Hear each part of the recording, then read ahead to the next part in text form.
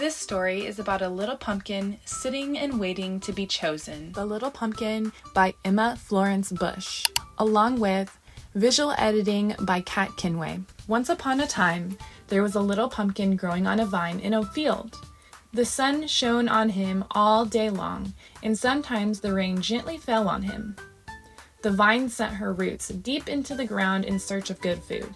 The little pumpkin eagerly drank from the good sap and grew bigger and bigger, rounder and rounder, and firmer. Gradually, he became so big that he understood everything the growing things around him said because he listened eagerly. "I came from the seed of a jack-o'-lantern," Mother Vine said to a neighbor. "That's why I have to grow jack-o'-lanterns now." "Me too," said a neighbor, "but no jack-o'-lanterns for me. It's too much work. I'm just going to grow pumpkins."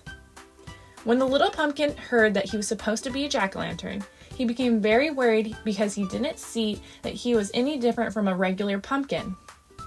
He thought that Mother Vine really expected him to become a jack-o'-lantern, and he didn't want to disappoint her.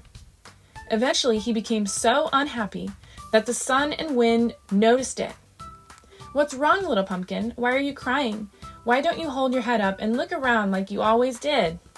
"Because," the little pumpkin answered sadly, "I'm supposed to be a jack-o'-lantern, and I don't know how. I only know how to be a little pumpkin." Then the wind and the sun laughed until the vine shook, so all the pumpkins had to hold on tight, not to be shaken off. "Oh, little pumpkin," they cried, "why worry about what you have to do later? Just try with all your might to be a little pumpkin, and believe us, if you do your best, everything will be all right. We know a secret, a beautiful secret, and one day we will tell you."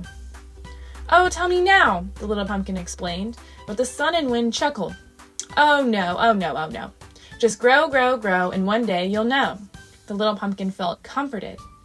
He thought, maybe I can't be a jack-o'-lantern, but I can be a good little pumpkin, and I'm so well hidden that Mother Vine might not see me. He looked around and saw that all his brothers and sisters were just little pumpkins too.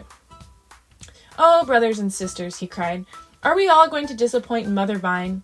Will none of us become a jack-o'-lantern?" Then all his little brothers and sisters laughed and said, "What do we care about being a jack-o'-lantern? The only thing we care about is good sap and growing."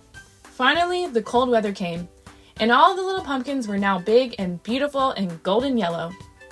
The biggest and yellowest of all was the little pumpkin who tried so hard all summer to grow into a jack-o'-lantern. He couldn't believe that Mother Vine still didn't see him because he had grown so big that everyone who saw him was amazed. But Mother Vine didn't seem disappointed at all.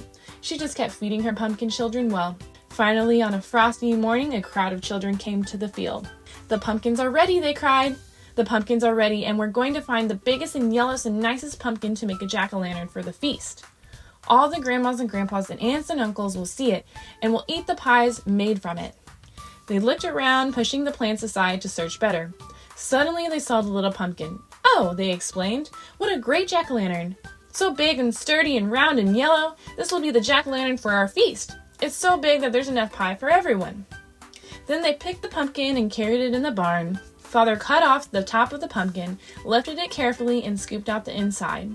The children carried the pumpkin to Mother in the kitchen. Then Father made eyes and a nose and a mouth and placed a big candle inside.